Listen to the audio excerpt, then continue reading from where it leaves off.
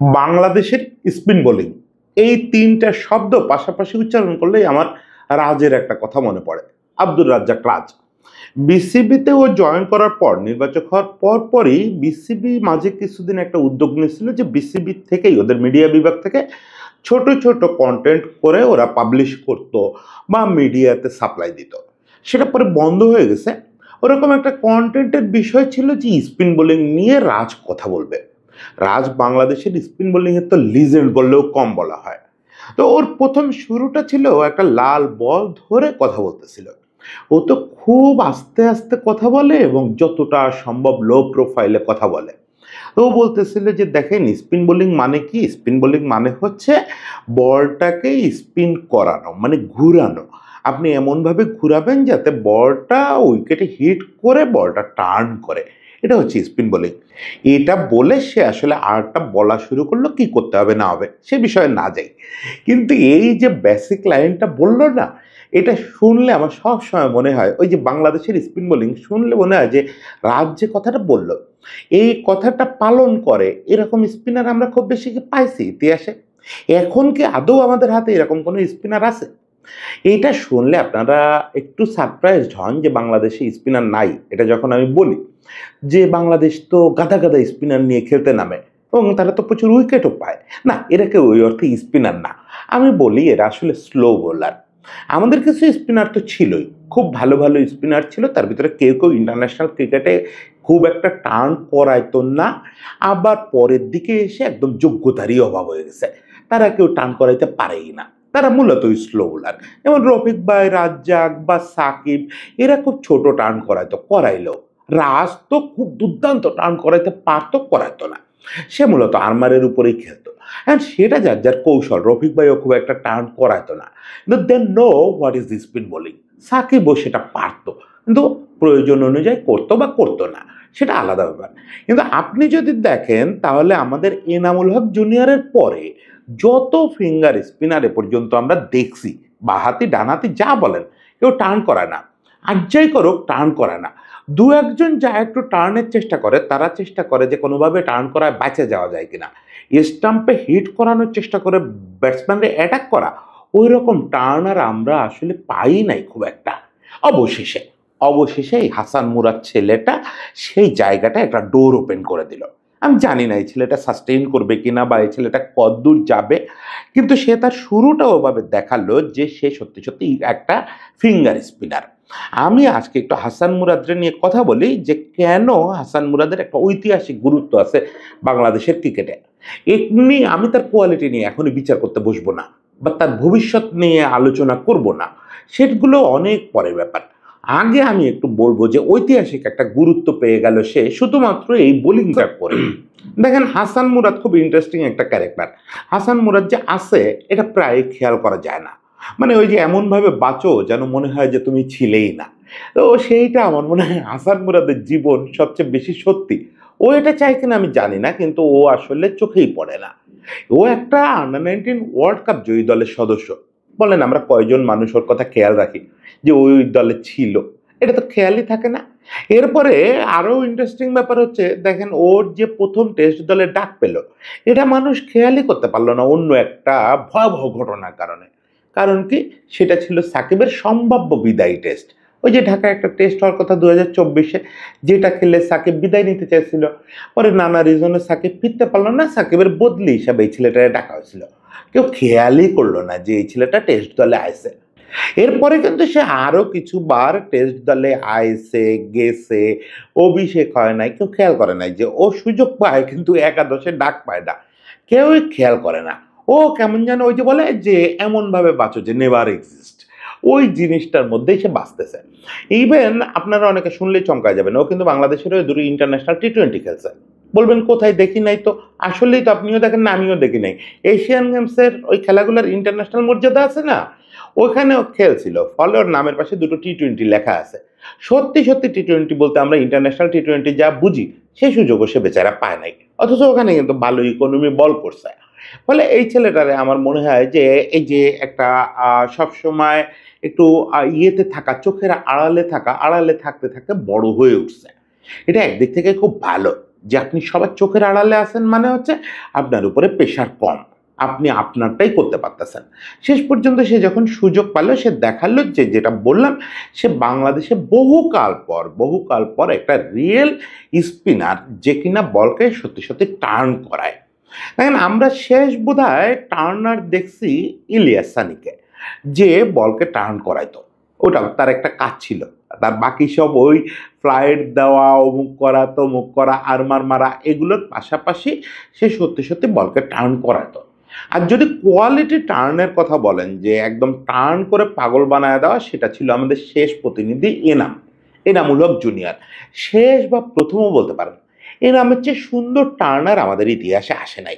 বাহাতি ডানহাতি সব মিলায়, বাহাতিরা তো মূলত আমাদের এখানে টার্নই করাতে চায় না, আর আজকাল পারে না। আগে করাতে চাইতো না, মানে রফিক ভাই, সাকিব বা রাজ, এই তিনজনের কথা যদি বলি, এরা টার্ন না করাই লিজেন্ড হয়ে গেছে তিনজনই।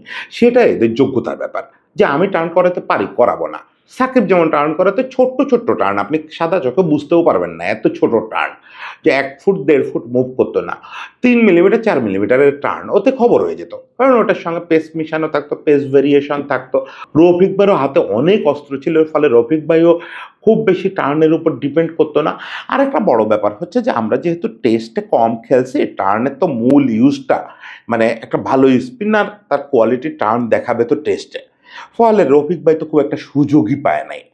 সাকিবও টেস্ট মানে তুলনামূলক অনেক কম খেলছে, এত বেশি লিমিটেড ওভার খেলছে যে নিজের স্টাইলটাই বদলায় ফেলছিল। আর রাজের ব্যাপারটা খুব রহস্যময়, সেটা হচ্ছে রাজ বাংলাদেশের ইতিহাসে সবচেয়ে কোয়ালিটি টার্নার, হচ্ছে ভালো টার্নার বাংলাদেশে জন্মায় নাই, আর জন্মাবে কিনা আমার সন্দেহ আছে। স্টিল আপনি যে কাউরে জিজ্ঞেস করলে, ইন্টারন্যাশনাল এরিনা যে কাউরে জিজ্ঞেস করলে বলবে যে ওই রাজের কোনোদিন টার্ন তো দেখি নাই। আসলে তাই, ও যে সেরা ওয়ানডে বোলার হয়ে গেল বাংলাদেশের কোনো টার্ন না করাই, শুধু আরমার টারমার দিয়েই হয়ে গেল, ও টার্ন করাইতো না। এখন এইটা ও কেন করাইতো না? মার খাওয়ার ভয় পাইতো, নাকি মোর মনে হতো টার্ন না করানোই যথেষ্ট?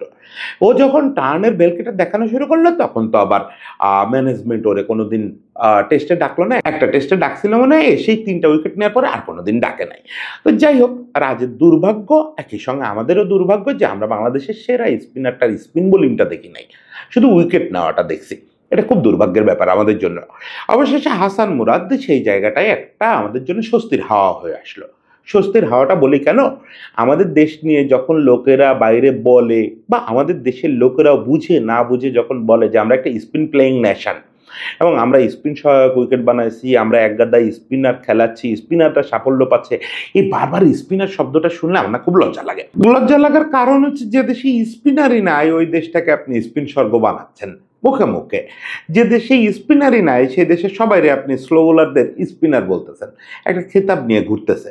আমি বলতেছি না যে আপনাকে টার্ন করাইতেই হবে, বল স্পিন করাইতেই হবে, এছাড়াও তো গ্রেট হওয়া যায়। অনিল কুম্বলে সর্বকালের সেরা বোলারদের একজন হয়ে গেছেন বল টার্ন না করাই, ফলে এটা কোনো অবশ্য কর্তব্য না। কিন্তু একটা দেশে কোনো ফিঙ্গার স্পিনার থাকবে না যে বল টার্ন করাইতে পারে, মানে কোয়ালিটিতেই থাকবে না, এইটা খুব দুঃখজনক, খুব দুঃখজনক।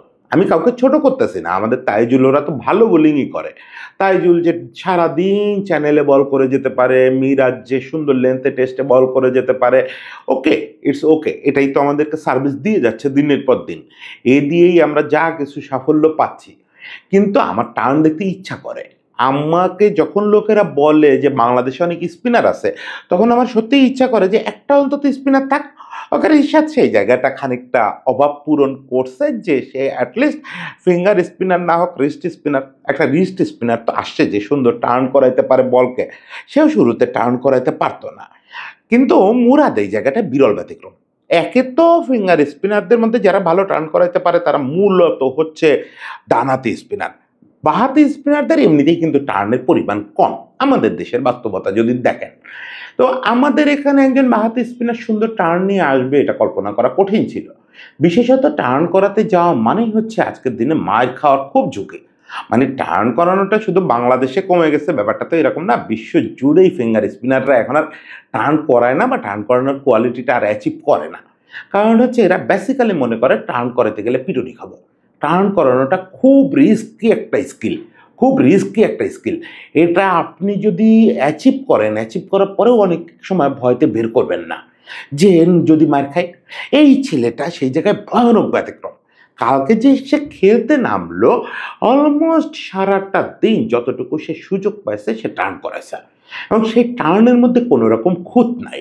আমি বললাম ওরা এখনই আমি আসমানে উঠাচ্ছি না, ও কতটুকু টিকবে, কোথায় যাবে কিচ্ছু জানি না, কিন্তু কালকে তার টার্ন দেখে কখনো মনে হয় না যে এই ছেলে কনফিডেন্সের অভাবে ভুগতেছে। দেখেন এই টার্নের মধ্যে সে ফ্লাইট দিচ্ছে, সে স্লোয়ার দিচ্ছে, পেস ভেরিয়েশন করতেছে, কিন্তু একটা জায়গায় অপূর্ব সুন্দর, অপূর্ব সুন্দর, সেটা হচ্ছে অর্থহীন টার্ন না। একটা টার্ন আছে, কিছু টার্নার বোলার আপনি দেখবেন ওয়ার্ল্ড ওয়াইড যাদের টার্নের কোনো মানে হয় না, বিশেষত আপনি যদি টার্ন করায় বলকে বারবার অ্যাওয়ে করে ফেলেন, মানে কোনো কারণ ছাড়া ওভারে 6টা বল অ্যাওয়ে টার্ন করায় বের করে নিয়ে যাচ্ছেন। বা হাতি হলে তার লেগ দিয়ে বের হয়ে যাচ্ছে, ডান হাতি হলে তার অফ দিয়ে বের হয়ে যাচ্ছে, বা যেদিক হোক বের হয়ে যাচ্ছে, স্টাম্পের আশেপাশে যাচ্ছে না। এখন টেস্টে এরকম টার্ন করানো আবার খুবই অর্থহীন, খুবই অর্থহীন। কি হবে? ব্যাটসম্যান এক প্রান্তে পড়ে থাকবে, বল দেখতে দেখতে সেটেলড হবে, বল না খেললেই সেটেলড হবে। এটা নিয়ে ডেভ ওয়াটমোর একবার এই যে আজকের আলোচিত মঞ্জু ভাইয়ের উপরে খুব চেত ছিল, আর মঞ্জু ভাই অ্যাওয়ে সুইং করাইতে পারত, এবং ডেভ ওয়াটমোর বলতো যে এটা হচ্ছে মঞ্জু ভাইয়ের এক ধরনের কাওয়ার্ডনেস। আপনি যদি সত্যি সত্যি ভালো বোলার হন, আপনি শুধু অ্যাওয়ে সুইং করাবেন না, আপনি অবশ্যই ব্যাটসম্যানের দিকে ঢুকাবেন, ব্যাটসম্যানকে খেলতে বাধ্য করবেন, স্টাম্পে হিট করার চেষ্টা করবেন। এটা পেস বোলার বলেন, স্পিন বোলার বলেন, সবার সত্যিকারের বৈশিষ্ট্য। আপনি যদি ফাইটার বোলার হন, আপনি পিটুনি খাওয়ার ঝুঁকি থাকার পরেও যেভাবে হোক ব্যাটসম্যানের উইকেট হিট করার চেষ্টা করবেন, তাহলে ও খেলবে, খেলতে গিয়ে উইকেট দিবে, বোল্ড হবে, এলবিডব্লিউ হবে, ক্যাচ তুলে দিবে, কিছু একটা তো হবে, আর না হয় আপনি 6 খাবেন। আপনি খেলতে নামছেন, প্রতিযোগিতা করতে নামছেন, ঝুঁকি তো নিতেই হবে আপনাকে। সেই জিনিসটা মুরাদের ভিতরে আমি অপূর্ব দেখলাম। মানে বাঁহাতি হোক ডানহাতি হোক, ওর প্রথম মিশন হচ্ছে বলটারে টার্ন করায় স্টাম্পে পাঠানো, বলটারে উইকেটে হিট করানো, এবং ব্যাটসম্যানকে খেলতে বাধ্য করা। সেটার জন্য আইরিশ ব্যাটসম্যানরা খেলতে পারে নাই। ইনফ্যাক্ট কালকে যে আমরা সার্ভাইভ করে গেলাম, এটার একটা বড় কারণ ওর এই বারবার উইকেটে হিট করতে চাওয়া। আপনি উইকেট নাম্বার দিয়ে বুঝতে পারবেন না যে ওরা শুরুতে আমরা অতগুলো ক্যাচ ফেলার পরেও, ওরা বেশ কয়েকটা জুটি করার পরেও কেন ওদের রানটা খুব মারাত্মক হয় নাই।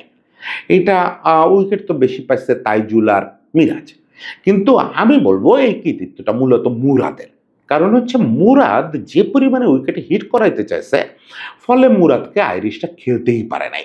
মুরাদের কল্যাণে 20 ওভার 30 ওভার চলে গেছে, ওরা রান তুলতে পারতেছে না। তখন যেটা হয়েছে, পাল্টা হিট করতে চেষ্টা করছে যে লোক নিরাপদ। আপনার যখন বারবার উইকেটে হিট করতে চাওয়া একটা বোলার থাকে, তারা খেলতে চাওয়া আবার ব্যাটসম্যানের দিক থেকেও ঝুঁকিপূর্ণ। ঠিক মতো খেলতে না পারলে তো আপনি বোর্ড হয়ে যাবেন বা আউট হয়ে যাবেন, যে কোনো একটা কিছু আপনার খারাপ পরিণতিই হবে। ফলে ওরা ওই পাশে টার্গেট করতে গিয়ে ওই পাশে উইকেট দিছে, এবং আমরা ওদেরকে একটা ভদ্রস্ত জায়গায়, আমাদের জন্য ভদ্রস্ত একটা জায়গায় আটকাইতে পারছি। সেটা অবশ্যই মুরাদের একটা বিরল কৃতিত্ব, এবং সেইটা মূলত আসছে হচ্ছে ওই যে ব্যাটসম্যানকে খেলতে বাধ্য করা, ব্যাটসম্যানকে প্রত্যেকটা বল ব্যাটে নিতে বাধ্য করা, খেলতে মানে শট করতে না, ব্যাটে নিতে বাধ্য করা। এটা করলেই আপনি জিতবেন, এটা করলেই আপনি জিতবেন। সেই সাহসটা পাইছে, একটা বিরাট কলিজা নিয়ে নামছে যে বল টার্ন করাবো, আমি একটা স্পিনার, আমার কাজ বল স্পিন করানো। ওই যে রাজ শুরুতে যেটা বললাম, রাজ যেটা বলছে, আমার কাজ বল স্পিন করানো, স্পিনটারে ডেকে হিট করায় ওটারে টার্ন করানো, এটা হচ্ছে আমার মূল পরিচয়। আরে ভাই, আমি যাতে স্পিনার, আমি স্পিন করাবো না, এবং সে কাজটা করাবো খুব কৌশলগতভাবে। মূলত আমি উইকেটে হিট করতে চাইবো, তাহলে ওরা আটকে যাবে। এখন কথা হচ্ছে যে এই ছেলের ভবিষ্যৎ কেমন, সেটা নির্ভর করে হচ্ছে বড় দলের সঙ্গে সে কি করবে, এবং এই কাজটা করে যাওয়ার সাহস পাবে কিনা, লাইসেন্স পাবে কিনা। এটা কিন্তু আর একটা লেগ স্পিনারদের মতো ও ডিলেমা ম্যানেজমেন্টের জন্য, বিরাট ডিলেমা। এই জায়গাটা আপনাকে সবসময় মাথায় রাখতে হবে যে এরকম স্পিনাররা কিন্তু আপনাকে তাইজুল বা মিরাজের মতো ওই টানা মানে বোরিং বোলিং করে সাকসেস এনে দিতে পারবে না প্রতি ম্যাচে, মানে গ্যারান্টেড সাকসেস দিতে পারবে না। ইটস অ্যানাদার রিশাদ, আপনি বলতে পারেন যে ফিঙ্গার স্পিনিং এর রিশাদ। কেন? কারণ হচ্ছে ও তো টার্ন করানো বন্ধ করবে না, ও তো উইকেটে হিট করার চেষ্টাটা বন্ধ করবে না। এখন ও যদি গ্লাসের মতো উইকেট পায়, হাইওয়ে উইকেট পায়, ওখানে কি ওর বল এরকম সুন্দর টার্ন করবে? এটা কঠিন।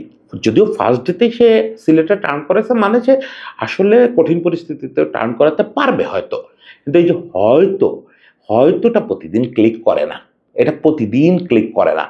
ফলে ও টার্ন করানোর চেষ্টাটা দুনিয়ার যে কোনো উইকেটে করবে, করতে গিয়ে যেটা হবে যে মাঝে মাঝেই ব্যাটসম্যানদের কাছে খুব সহজবোধ্য হয়ে যাবে, যেহেতু প্রত্যেকটা বল সে ব্যাটসম্যানকে বলতেছে খেলো। ফলে ব্যাটসম্যান যখন অত বেশি খেলার সুযোগ পাবে এবং সেটা যদি ওরকম সুন্দর টার্ন না হয়, তাহলে তো পিটুনিও খাবে। ফলে এই ছেলেটাকে ব্যাক করে যাওয়া, লাইসেন্স দেওয়া এটাও খুব গুরুত্বপূর্ণ। আপনি একটা ফিঙ্গার স্পিনার সুন্দর টার্ন করাচ্ছে আপনাদের হয়ে, আপনাকে ওরকম একটা জগতে নিয়ে যাচ্ছে যে যে কোনো দিন সে একাই খেলা ঘুরায় দিতে পারে। কালকে দুর্দান্ত ইকোনমি বল করছে, ওই ইকোনমিক বল করায় সে খুবই ওস্তাদ, খুব সুন্দর লাইন লেন্থে বল করছে, কিন্তু প্রতিদিন এটা পারবে না। একটা ভালো টার্নার এটা প্রতিদিন করবে না। ফলে তাকে লাইসেন্স দিতে হবে, এবং টেস্ট তো লাইসেন্সেরই খেলা। আপনার দুপাশ থেকে একটা লেগ স্পিনার রিশাদ আর এক পাশ থেকে যদি এরকম হাসান মুরাদের মতো একটা কন্ট্রোল টার্নার থাকে, তাহলে আপনি বোঝেন যে আপনি কোন ক্লাসিক লেভেলের বোলিং উপহার দিতে পারবেন। তার আগে যদি হাসান আর নাহিদ বল করে যায়, মানে এই চারটা বোলারের দেখার জন্য তো টিকিট কাটে যে কোনো সময় মাঠে ঢোকা যায়। কি সুন্দর একটা দৃশ্য হবে না, চার ধরনের বোলার, একটা স্পিড স্টার, একটা কন্ট্রোলড পেসার, একটা একেবারে লাগামহীন লেগ স্পিনার, আর একটা কন্ট্রোল টার্নার। আহ আহ দেখতে কি সুন্দর। মুরাদ, আপনাকে অনেক ধন্যবাদ যে আপনি আমাদের অ্যাট লাস্ট একটা স্পিনার দেখার সুযোগ দিচ্ছেন। আমি জানি না আপনার পরিণতি কি হবে, কিন্তু এই জন্য অন্তত ধন্যবাদ। ভালো থাকবেন, সবাইকে শুভেচ্ছা।